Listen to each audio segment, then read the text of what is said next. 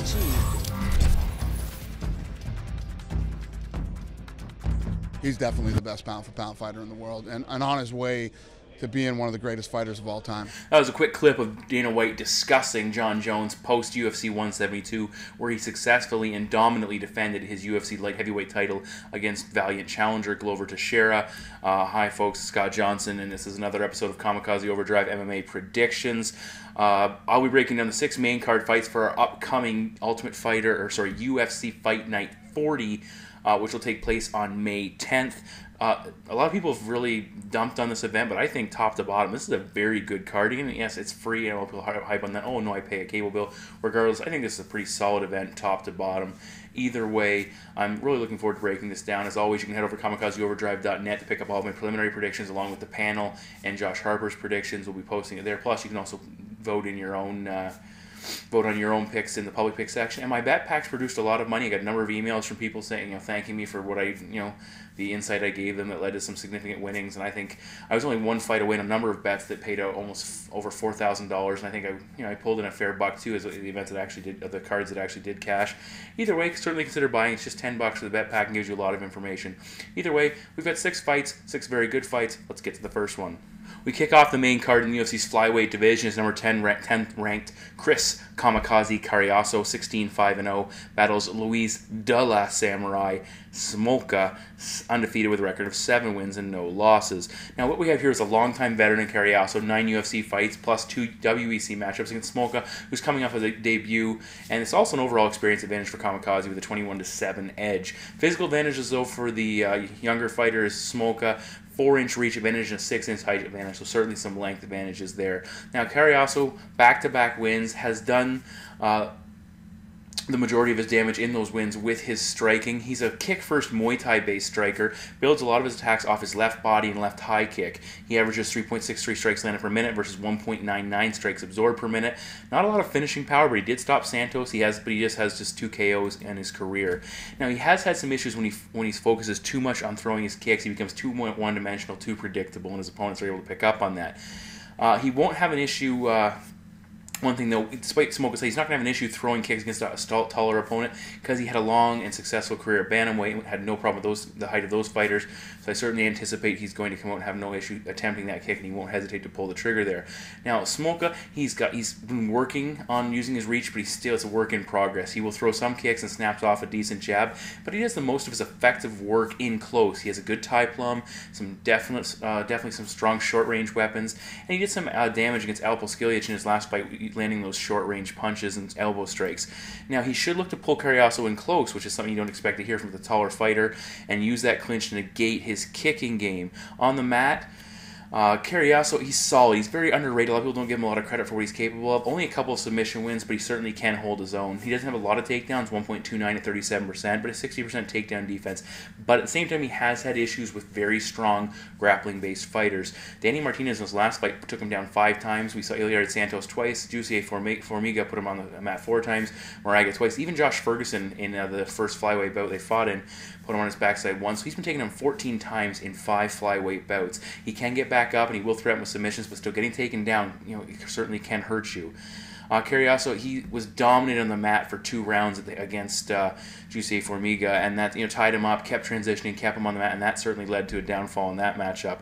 Now, Smolka, not great offensive wrestling skills, but he's still a very good grappler, and he's an excellent submission fighter. Good transitions, very offensive guard. He keeps working. He exhausted a very good wrestler in Alpo Skilic with his work rate on the mat. Now, he did get taken down 9 times in that fight, but for the most part, he did more damage on the ground, and he wore his opponent out. Now, Cariaso, he's been a little bit inconsistent at times. Rarely said, though. I would say the shorter fighter needs to stay at range here. Use those kicks I just mentioned and try and pick Smolka apart from the outside. Outland, stick, and move. Don't let Smolka tie him up. Smolka, he might be able to find some success at range, but he needs to keep Cariaso's big weapon. But that keeps Cariaso's big weapons in play, and he doesn't want to do that. Smolka, he needs to use his short-range weapons, clinch, to control Cariaso's kicking game, drag the fight to the ground, outwork his opponent, attack that questionable wrestling defense of Cariaso, and see if he can, at least put him on the mat and do some damage there and score some points.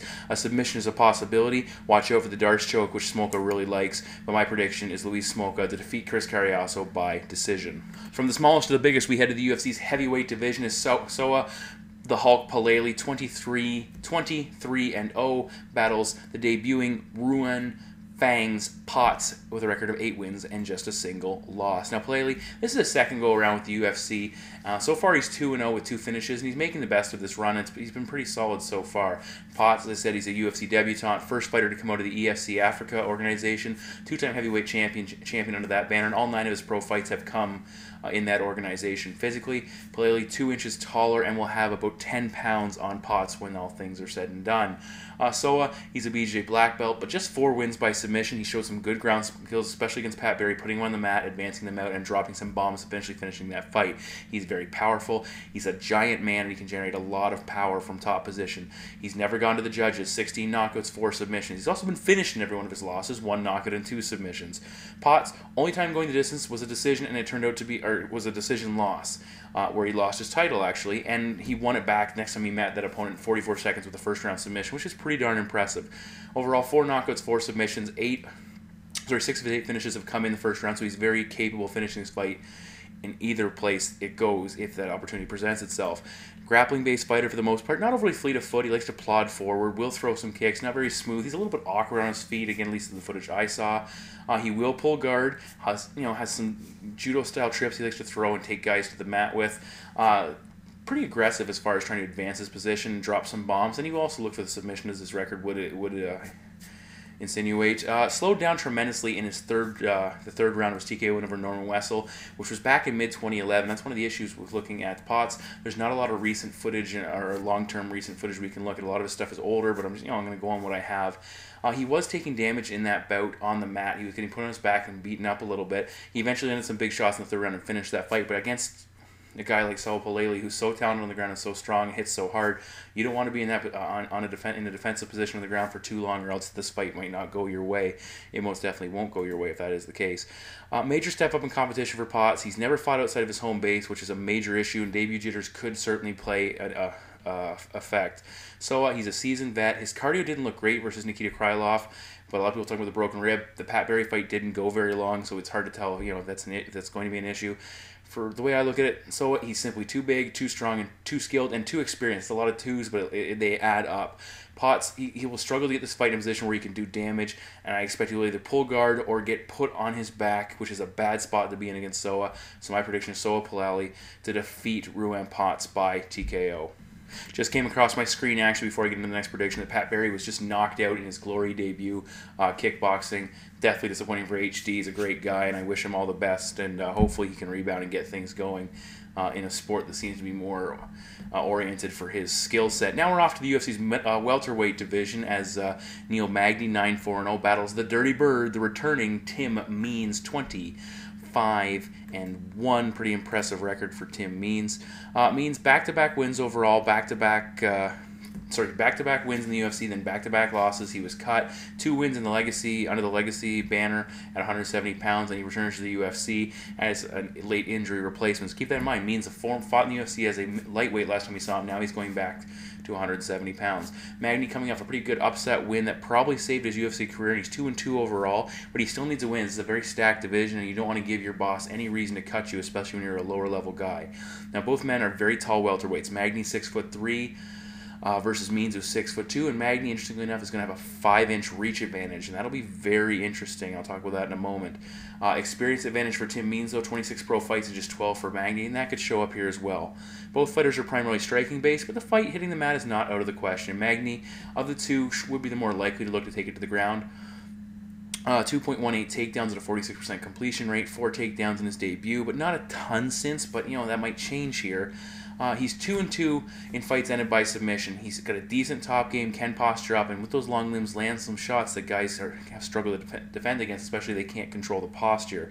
Now, Means, we saw him struggle with the takedowns of Danny Castillo, and even more importantly, Jorge Masvidal, especially in that fight where he was grounded and really had not a lot to offer off his back. He was able to defend some of the fights against Castillo, but still Danny did enough to win that matchup. Now, Magny, he may look to change gears with takedowns, and that's a real possibility if this fight isn't going his way. But again, being so tall, it could make it very difficult to get a solid level change and do it quick enough to catch Means off guard and make it, his chance for success higher. I would expect he'll try and do it from a clinch-based position where he can take him down when they get in tight. On the feet, Magny has good long-range striking weapons, and he's going to be aided by that reach, which could throw Tim Means off simply because Means is used to being the longer fighter, especially when he fought at lightweight, and even when he fought some shorter guys at welterweight, he's expecting to be the longer guy, and that could be an issue if he can't overcome that 5-inch reach disadvantage. Means, though, massive power advantage. 15 knockouts to just 2 for Neil Magny. Strikes landed per minute favors Means as well, 4.12 versus 3.61. So not only does he hit harder, he throws just a little bit more. Now Means strikes absorbed per minute. That flips back to Magny.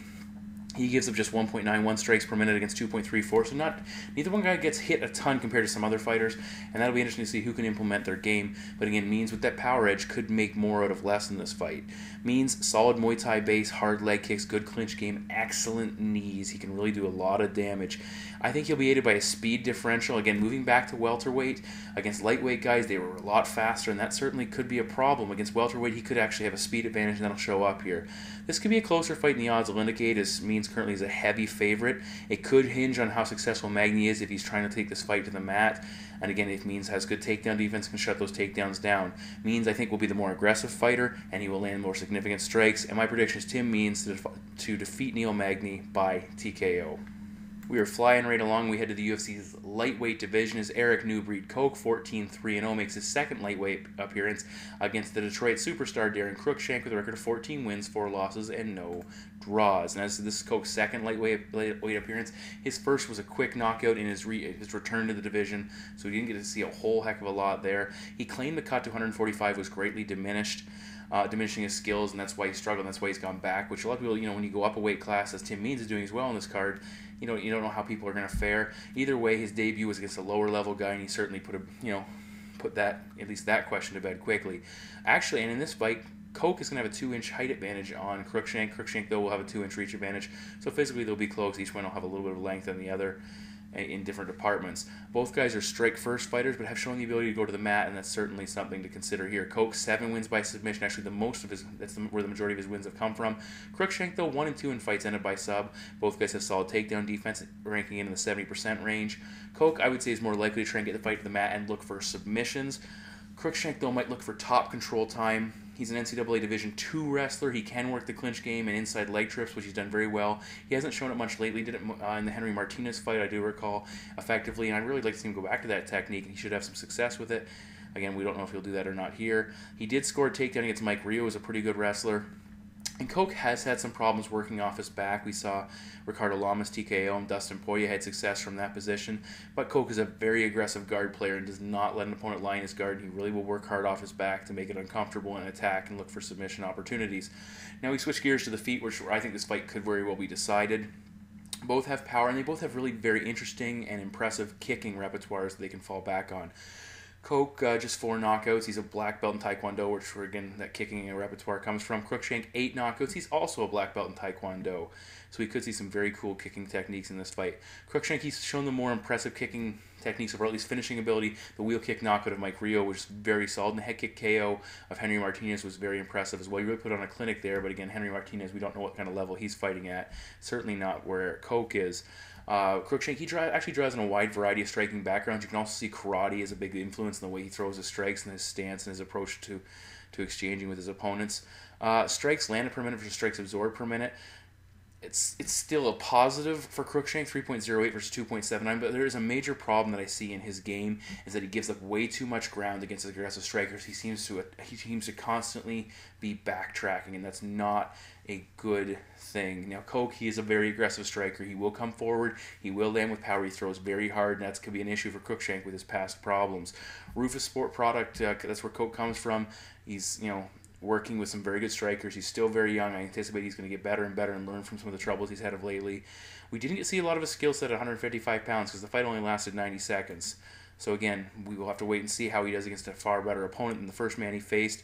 If Cruickshank can come forward, land some big shots, mix in his wrestling, he could be the more diverse fighter in this matchup, and that weighs heavily with the judges. But again, he gives up way too much ground. He attacks and backs up. Then he backs up more when he's under attack, and he gives that perception of being under attack more often than he actually is. But the judges see that. It's not a good thing. And Cruickshank's chin is also a question mark. We saw James Vick knock him out on the show. He also knocked out one of his last pre-UFC bouts. Koch has power. I think the knockout's a possibility. But my prediction is Erik Koch to defeat Darren Cruickshank by decision. In our co-main event, it's a matchup I'm very much looking forward to. It's the number 12th ranked middleweight Costa Philippou, 12-4-0 with 1 no contest battles the Monsoon Lorenz Larkin with a record of 14 wins, 2 losses, and a single no contest, which was that knockout loss to King Mo Lawal back in Strikeforce. Now, both guys are coming off tough losses. Actually, Costa's coming off 2 difficult losses. Larkin was beaten by Brad Tavares in a decision, simply outworked in that matchup, where Costa was grounded by Francis Carmont in that fight, and then it had lost via TKO with a liver kick by Luke Rockhold, who seems to be tearing up the division now since making his unsuccessful debut. Physically, these guys are very close, so it's a good matchup there, no issues there. Both striking-based fighters. Larkin's a kickboxer, Philippou is a boxer overall. Both, again, should benefit as well from not facing a fighter looking to take the fight to the mat. They know what they're to expect here, at least they should, unless one of them looks to throw a curveball, which, yeah, I would highly recommend if that's something they're looking into. Either way, I expect both guys to stand and trade. Larkin's the more diverse striker, lots of kicks, mixes with his punches. Good power, 8 knockouts, throws a solid switch kick, hard low kicks, and good combinations. He really likes to work it in. He actually holds advantages in both strikes landed per minute and strikes absorbed per minute, and those are good numbers to have in your favor, especially if the spike goes deep. He's far more effective when he's being aggressive. Against Chris Camozzi, he was aggressive. He pushed the pace. He had a speed advantage, and he just kept landing and outworking him.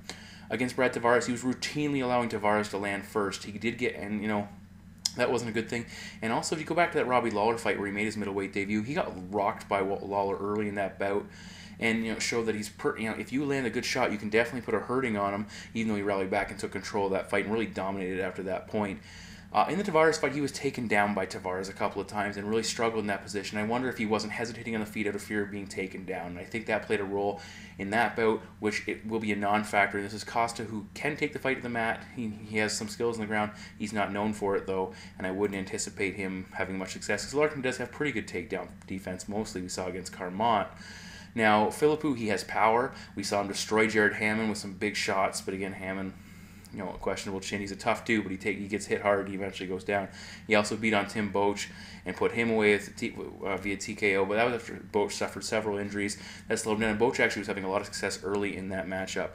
Philippou, he throws some hard combos, really nasty uppercut, and he has good timing on that, catch a guy coming forward, especially in close. But he needs to up his work rate and back Larkin off with his power. He cannot let Larkin get comfortable and start landing at range. And he needs to fight this at boxing range. He cannot afford to fight this at kicking range. He needs to get in close and keep moving forward. And sometimes he tends to back off a little bit. He throws some good angles, though, a lot of lateral movement as he throws hard and tight. But he has to be in a position to throw those hard punches in close range. Speed could be an issue. I think Larkin could be the faster fighter. And if Larkin can carry that stronger work rate, which the numbers suggest he can, I think that shows up as well. Philippou doesn't throw a lot of kicks, which might cost him in a close fight as opponents or as judges will look and see, he's not being as diversified. He's not landing some significant kicks where Larkin is. That adds up. Costa's going to have to find a way to get in close boxing range. As I said, not get outstruck, not get stuck on the outside at the end of Larkin's jab and some of his kicks. And as I said, Philippou is a BJJ purple belt. He may try to take this fight to the ground and change gears. I would fully, encourage it. But, that could be difficult as well. At least plant that seed in Costa's head. But Larkin has a good takedown defense. We've seen it in the past, even though he struggled at points. And I think he should be able to have success shutting Costa if he does look to, change gears. But again, Larkin needs to avoid being too passive. Sometimes he struggles. Sometimes he doesn't push the pace enough. I think he'll come out very aggressive after his last setback, which saw him drop in the rankings, right out of the rankings, actually. And it was a major, he had a lot of hype around him coming into the UFC and looked off to a good start. Speed, work rate, and the kicks of Larkin are going to be a big difference. Look for Larkin to test Philippou's body like Rockhold did, blast some body kicks, especially in that liver area, and try and hurt him. But my prediction is Lorenz Larkin to defeat Costa Philippou by decision. Finally, we move to the main event of the evening in a 5-round welterweight matchup as the number 7th ranked Matt, the Immortal Brown, with a record of 20 wins, 11 losses, and no draws, takes on the number 14th ranked Erik Silva with a record of 16-4-0 with 1 no contest. This is a matchup I'm very much looking forward to. And, it's been very difficult to predict as both fighters have multiple avenues to take this matchup, and I could see it playing out a number of ways, so I had to narrow it down to the one I thought was most likely, and we'll get to that in a moment. Now, Brownie's fighting at home in Cincinnati, which is a huge advantage, but he's also coming off a 9-month layoff after suffering the injury that pulled him out of the Carlos Condit fight. He's riding a career-long 6-fight winning streak, highest he's ever been ranked, and certainly after a guy who couldn't string 2 wins together, he's looked very impressive of late. Now, Silva's coming off a lopsided win against an opponent who was probably in over his head. Overall, despite being considered a very high prospect, he's 4-3 in the UFC, and he's alternated wins and losses, and based on that pattern, he's actually due for a loss here in this matchup. Silva's best win overall was against Jason High. His other wins have come over bottom-level guys who are either no longer with the promotion or shouldn't have been fighting at that, level of competition. Now, Brown has been working his way up the level. Excuse me, sorry about that.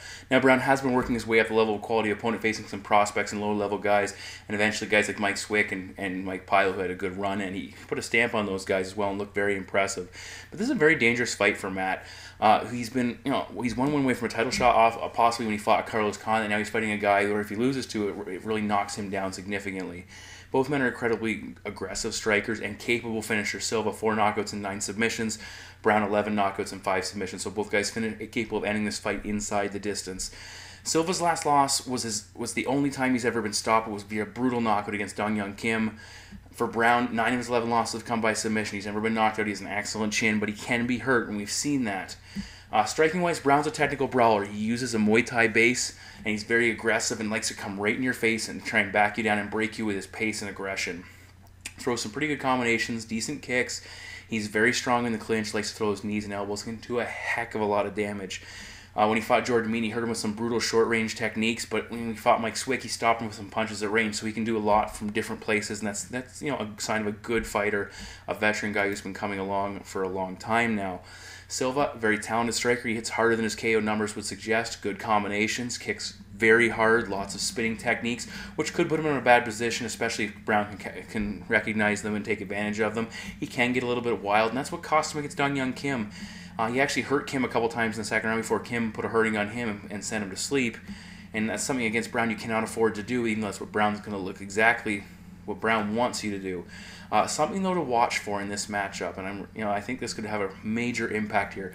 Silva has a beautiful stepping knee that we saw him fire off a number of times against Kim and land effectively right to the body.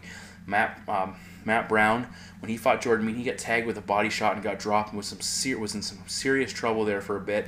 And this is something, if you get caught with a knee with the force that Silva can generate, you might be in some big time trouble. I'm going to talk about that at the end of this prediction, if I think that plays out or not. Now, Brown holds a significant edge in strikes absorbed and strikes landed per minute, almost 1 per minute in each category, which shows up huge if this fight does go deep. And again, he's going to try and break Silva with his pressure and by coming forward and attacking. On the mat, Brown is very tricky. He has a very aggressive guard, has some decent submission game, really likes that Darce choke, which is something to watch out for. Wrestling-wise, 1.71 takedowns at 45%, so not massive numbers. He's a BJJ purple belt, 5 wins by submission, as I mentioned before. But he needs to be careful not to get caught on the mat versus Erik Silva, who's very dangerous. Silva's a BJJ black belt. He's also a judo black belt. The submission win over Jason High is a very solid submission victory. Minimal wrestling numbers so far. He usually relies on his opponents to try and take the fight to the ground and create scramble situations, or a knockdown where he hurts his opponent and gets the fight to the mat in that position as well. He did get ground down by John Fitch with a wrestling-based attack, and was he was doing well early in that fight. But again, that shows that. Same with Kim. If you can push him, you certainly can have success against him. Cardio will play a huge role in this fight. Both men will slow down if this fight goes deep. I think Brown is more effective later in bouts than Erik Silva will be, but he was pretty slow in his fight against Stephen Thompson, and even though Thompson gassed out as well, which allowed Brown to be the more effective fighter. This is a 5-round fight, and again, if it goes deep, it affects Matt Brown, or it favors Matt Brown. For Brown, though, he needs to get off to a good start. And the layoff is a massive issue, and Silva's a very fast starter and will be very aggressive early on. Is Silva's chin going to be an issue? This fight's going to prove it or not. That brutal knockout against Kim, did it show something, or was it just a fluke? But I think the body shots and the submission game of Silva are going to play a huge role. I anticipate he's going to catch Brown with the knee to the body. It's going to drop him. It's going to hurt him. It's going to set up a rear naked choke opportunity or some other submission opportunity. And my prediction is Erik Silva to defeat Matt Brown by submission. But at the same time, I would not be shocked to see Matt Brown pull this one out, even though he is the underdog. But I've got Erik Silva.